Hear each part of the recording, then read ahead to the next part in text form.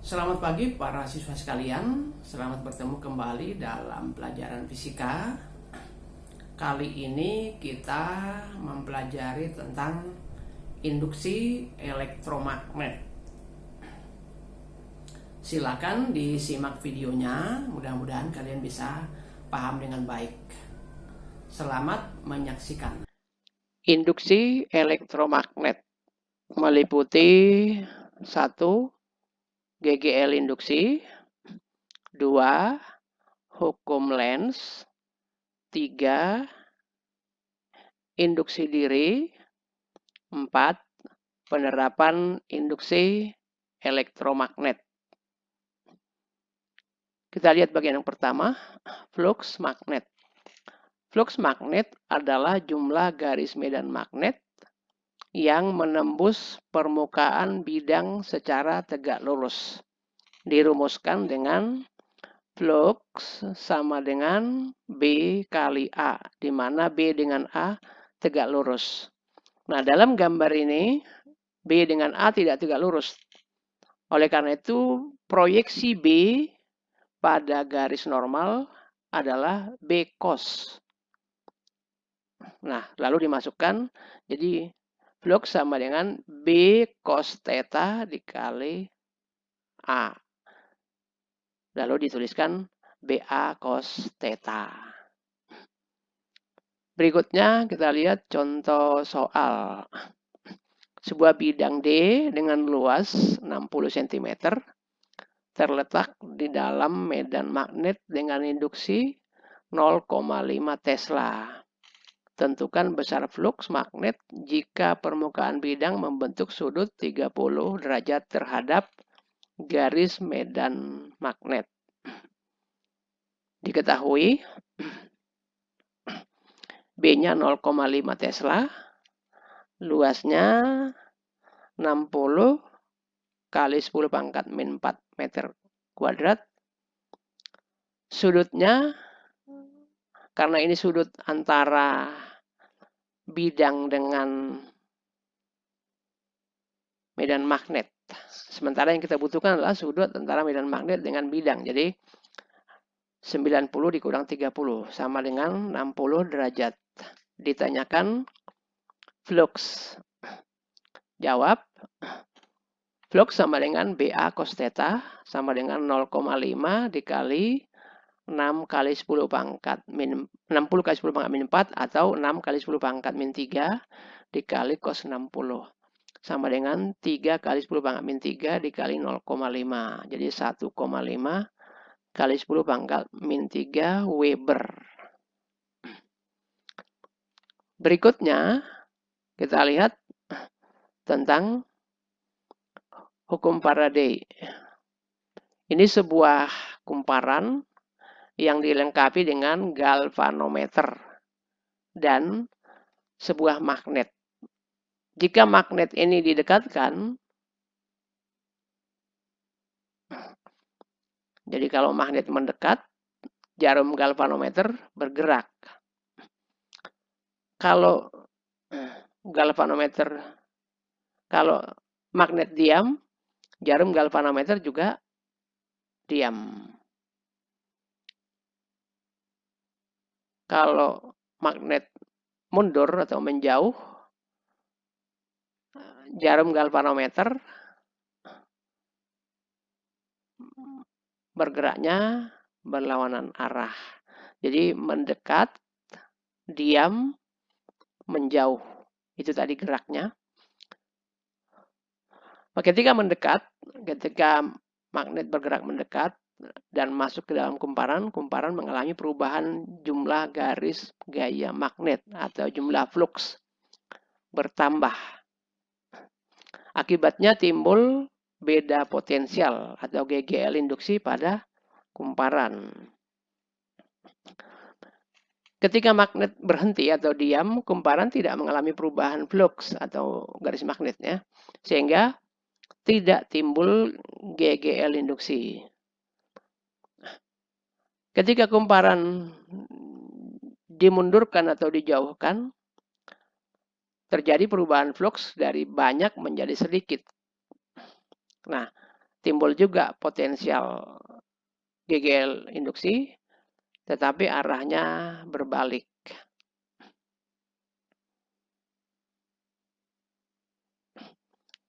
Berikutnya kita lihat faktor yang mempengaruhi besarnya GGL induksi. Ini pertama, banyaknya lilitan. Yang kedua, kecepatan magnet bergerak. Dan yang ketiga adalah kuat medan magnetnya atau besar magnetnya yang digunakan. Ini gerak lambat, kita saksikan.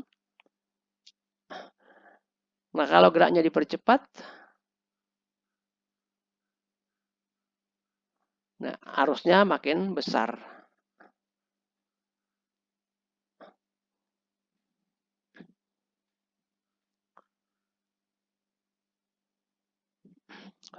Masih hukum Faraday.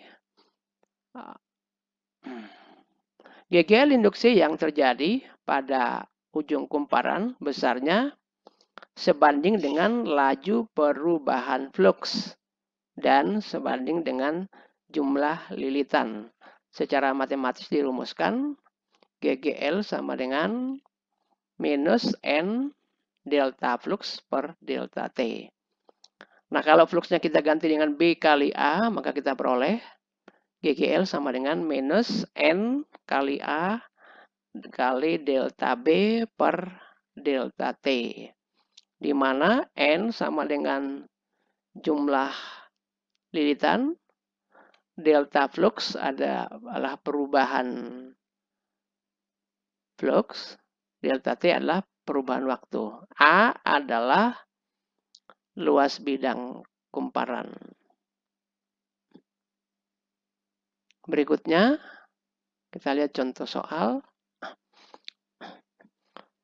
Suatu medan magnet yang menembus suatu bidang kumparan berubah sebesar 0,4 Tesla tiap 0,1 detik. Bila jumlah lilitan dan luas penampang kumparan adalah 1000 lilitan dan 1 cm kuadrat, tentukan besar GGL induksi yang timbul di ujung-ujung kumparan. Kita lihat diketahui N-nya 1000 lilitan. A-nya 1 kali 10 pangkat min 4 meter kuadrat.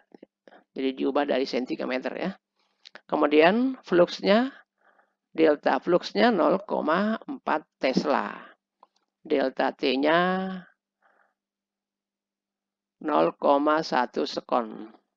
Ditanyakan GGL induksi.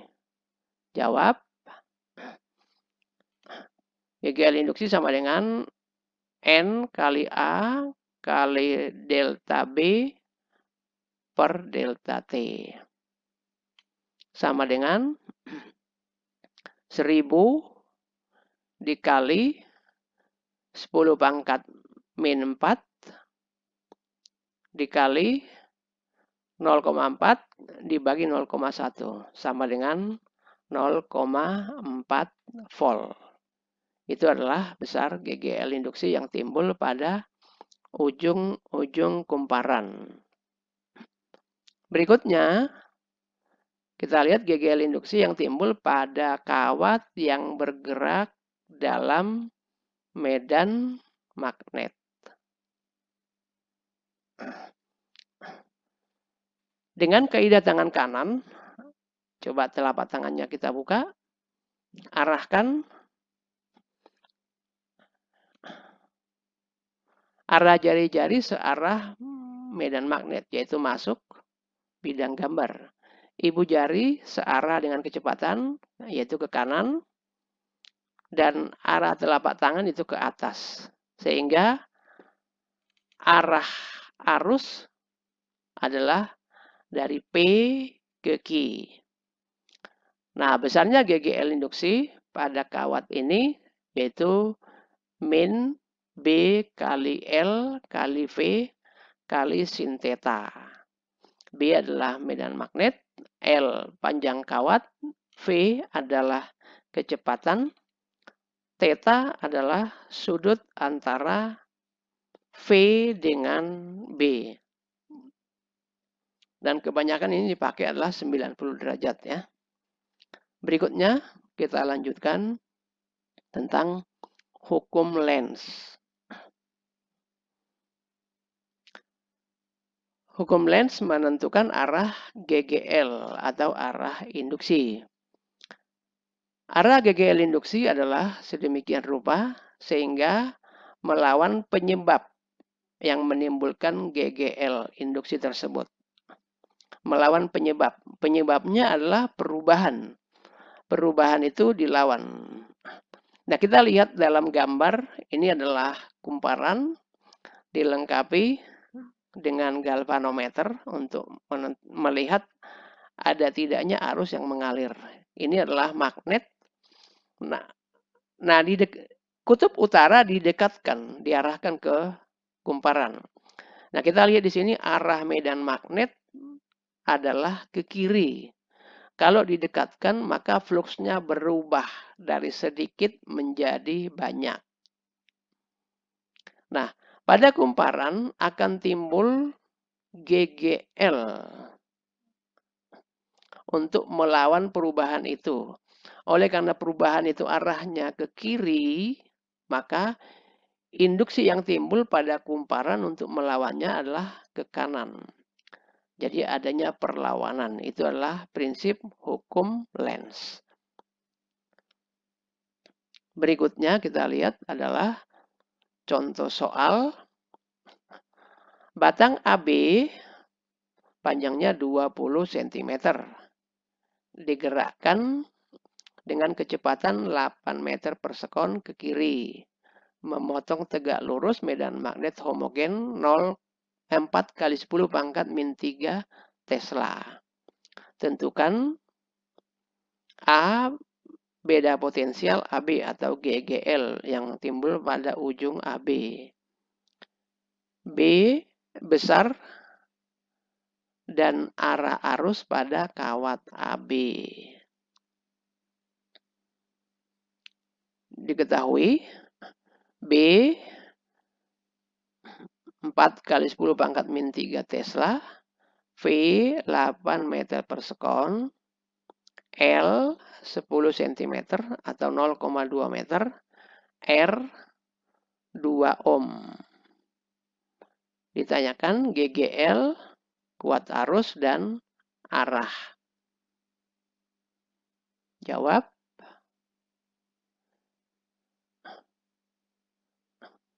GGL sama dengan BLV sin theta.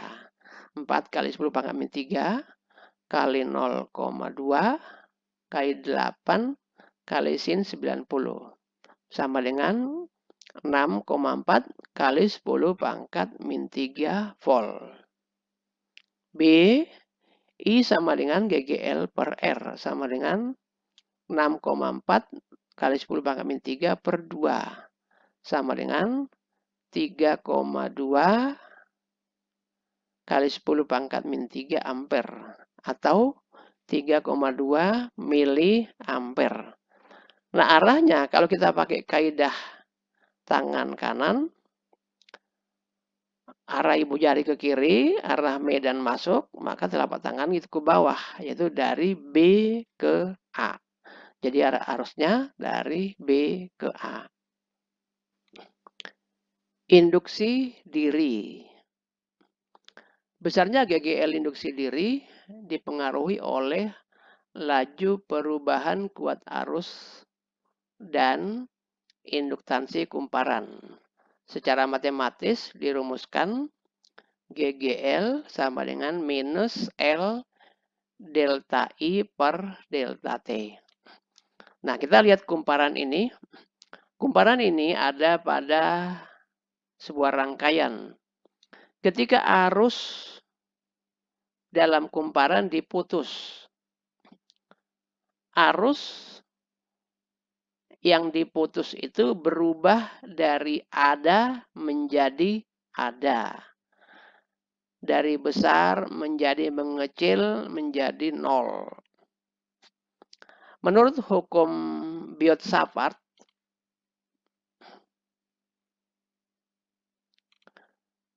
atau yang sudah kita pelajari di minggu yang lalu, arus menimbulkan medan magnet atau flux magnet.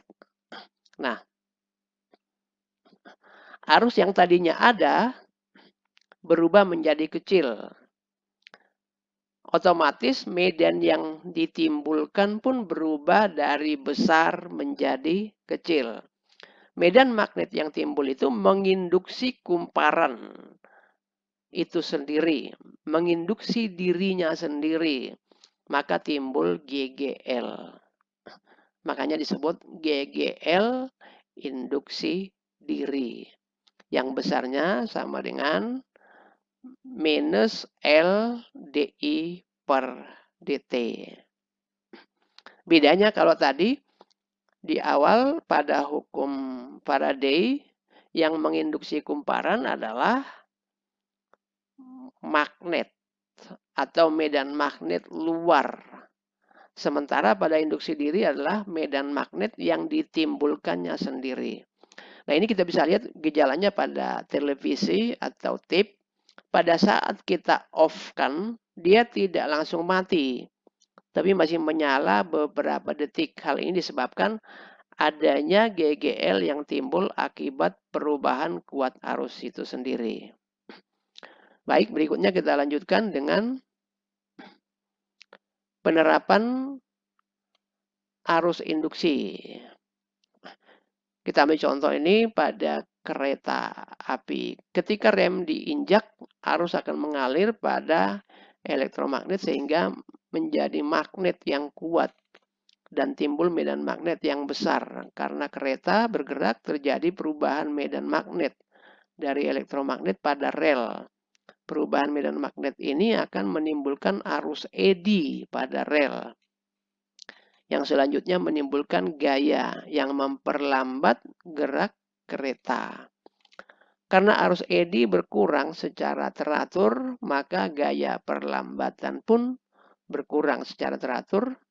Akibatnya kereta dapat berhenti dengan mulus, jadi tidak mendadak. Berikutnya penerapannya pada generator AC. Nah, ini kumparan. Kumparan ini digerakkan di dalam medan magnet karena ini adalah magnet utara, kanan, yang kiri, selatan. Jadi di dalamnya ada medan magnet. Nah, kalau ada kumparan bergerak di dalam medan magnet, maka akan timbul GGL seperti konsep pada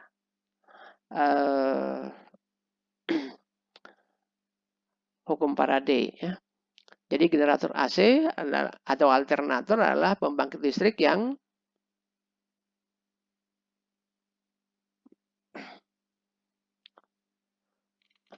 dihasilkan. Nah, untuk menghindari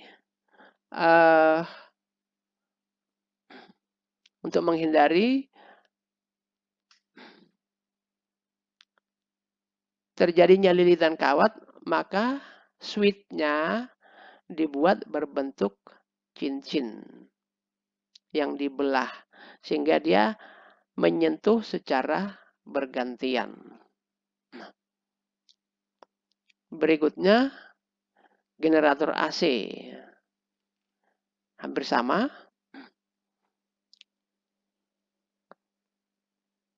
Kemudian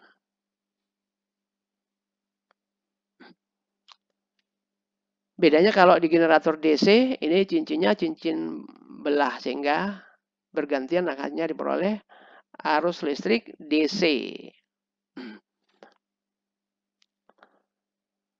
Nah, kita lihat berikutnya. Pada generator ada dua bagian. Ada bagian yang berputar atau bergerak disebut rotor. Bagian yang diam disebut stator. Ini bisa magnetnya sebagai rotor, bisa juga sebaliknya.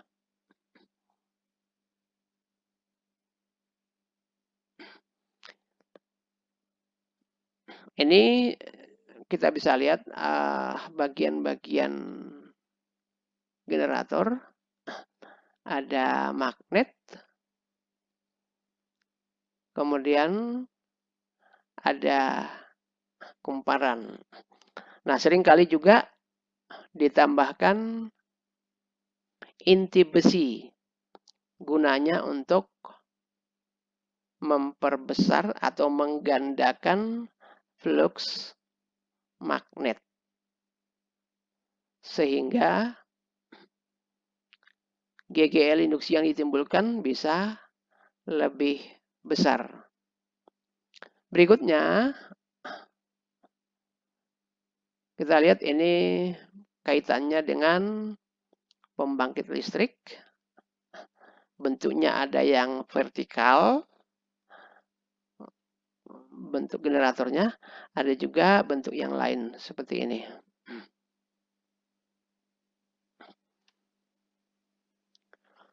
Berikutnya kita lihat persamaan GGL induksi yang timbul. Jadi N A kali B kali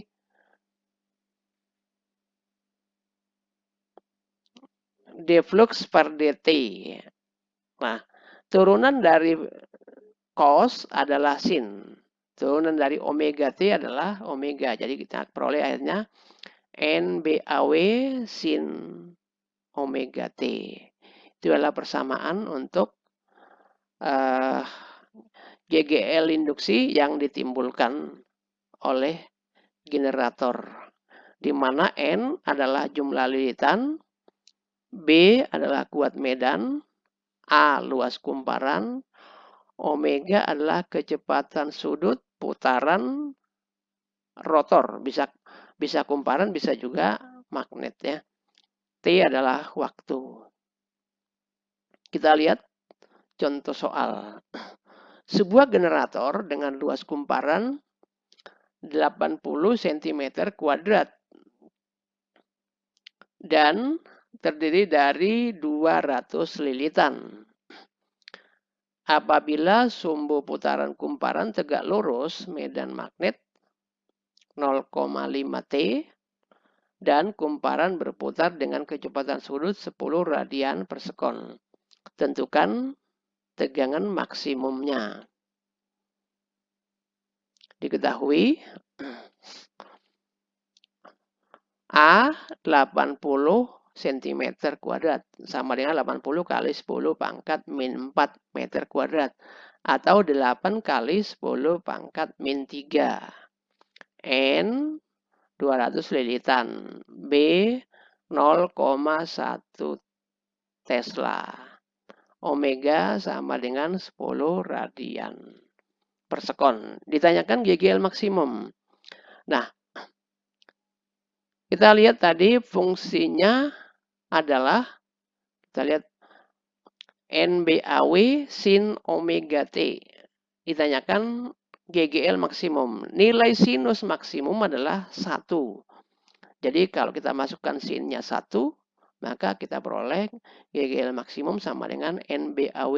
Jadi di sini GGL maksimum sama dengan NBAW sama dengan 200 dikali 0,5 dikali 8 kali 10 pangkat min 3 dikali 10. 200 kali 0,5 100. 100 kali 10 1000. 1000 kali 8 kali 10 pangkat min 3 sama dengan 8 volt. Itu adalah GGL yang dihasilkan oleh generator. Berikutnya, kita lihat transformator. Transformator ini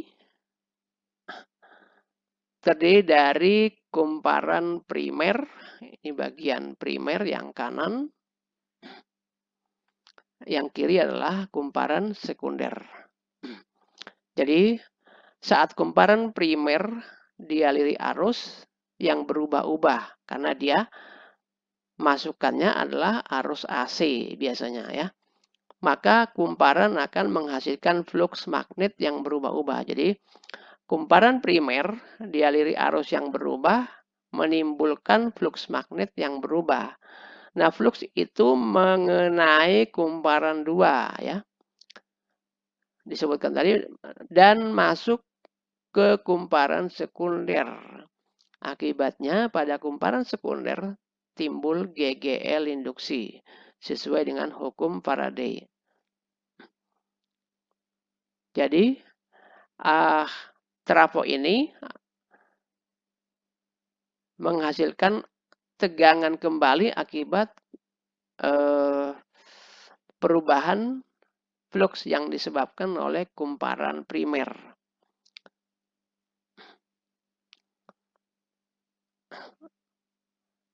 Nah, pada transformator berlaku perbandingan antara jumlah lilitan dengan tegangan. Dituliskan V1 per V2 sama dengan N1 per N2 sama dengan I2 per I1. V adalah tegangan, V1 adalah tegangan primer atau tegangan masukan, V2 adalah tegangan sekunder atau tegangan output. N1 adalah jumlah lilitan primer, N2 adalah jumlah lilitan sekunder. I2 kuat arus pada lilitan sekunder, I1 adalah kuat arus pada lilitan primer. Nah, oleh karena trafo ini pada prinsipnya memindahkan energi dari primer ke sekunder, maka pemindahan itu tidak bisa sempurna. Ada yang berubah menjadi energi panas. Jadi adanya efisiensi pada trafo. Jadi efisiensi sama dengan daya sekunder dibagi daya primer dikali 100%. Nah, kalau kita substitusi, maka kita peroleh efisiensi sama dengan P2 kali I2 per P1 kali I1 dikali 100%. Jadi, trafo memiliki efisiensi sebenarnya tidak sampai 100% ya. Kita lihat berikutnya contoh soal. Sebuah transformator dihubungkan dengan tegangan 200 volt. Dapat menghasilkan tegangan 40 volt. Jika kumparan input berjumlah 1100 lilitan, berapakah kumparan outputnya? Diketahui V primer 200 volt, V sekunder 40 volt. Lilitan primer 1100 lilitan, berapakah lilitan sekunder? Nah, kita lihat ini jumlah lilitan, jumlah tegangannya ya. Kalau yang kita lihat ini ada jumlah tegangan. Jumlah tegangan sekunder lebih kecil. Berarti trafo ini adalah trafo step down, menurunkan. Kalau menaikkan berarti step up ya. Ditanya adalah NS. Jawab VP per VS sama dengan NP per NS.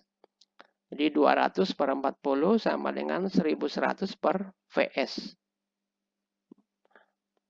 Per NS. Sehingga kita peroleh NS sama dengan 1100 per 200 sama dengan dikali 40 sama dengan 220 lilitan. Baik, pelajaran kita pada hari ini cukup sekian. Setelah kalian tadi menyaksikan video pembelajaran tentang induksi elektromagnet, jangan lupa